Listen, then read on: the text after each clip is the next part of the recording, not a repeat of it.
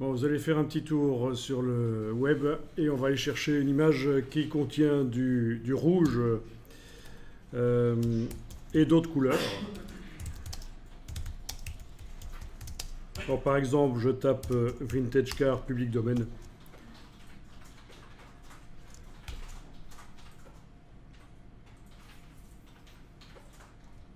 Voilà.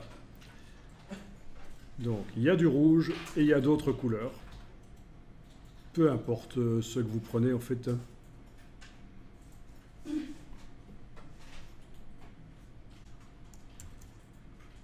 Bien.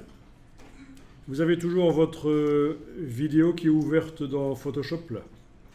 La vidéo qui contient deux calques de réglage.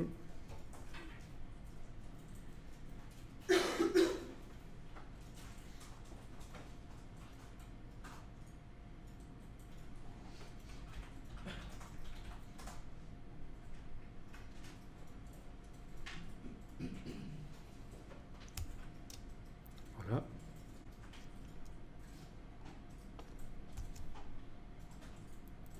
Deux calques de type teinte saturation. Vous l'avez? Pas de problème? Si vous voulez que je la mette sur le serveur, vous le dites. Hein. Je vais la mettre sur le serveur, comme ça vous aurez cette vidéo qui ne laisse apparaître que les rouges, tout le reste devient gris. Et en plus, les rouges sont transformés en jaune.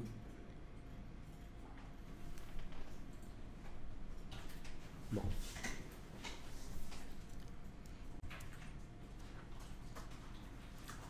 Bien, et bien on va voir comment on peut transférer le réglage vers l'autre image.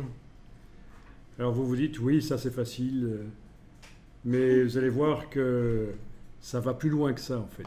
Ça c'est juste la première partie. Donc j'ouvre l'autre image que je viens de télécharger.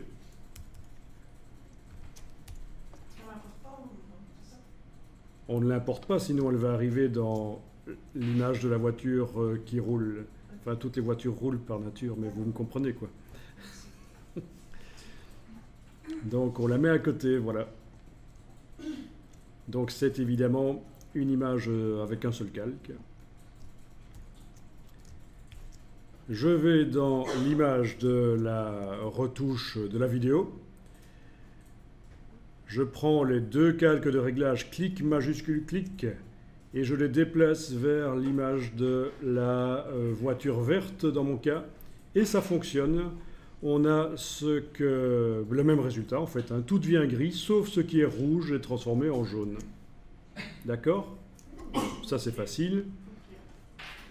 Déplacer les calques de réglage. J'annule pour vous montrer que j'aurais pu aussi les mettre tous les deux dans un groupe, les deux calques de réglage. Ça peut faciliter les choses en ayant les deux calques de réglage activés, clic, majuscule, clic. Je vais dans le menu de la palette des calques et je demande nouveau groupe d'après les calques, ou alors j'enfonce la touche majuscule et je clique sur le groupe, là dans le bas de la palette des calques. En tout cas, voilà, d'une manière ou d'une autre, les deux calques sont allés dans un groupe, et si je déplace le groupe de préférence en l'ayant fermé, sinon je risque de ne déplacer qu'un seul des calques. Donc en ayant le groupe fermé, je peux déplacer le groupe sur n'importe quelle autre image. Et si dans l'autre image il y a du rouge, ça va être transformé en jaune. Et tout le reste est gris. Donc, pas grand-chose de vraiment surprenant avec ça.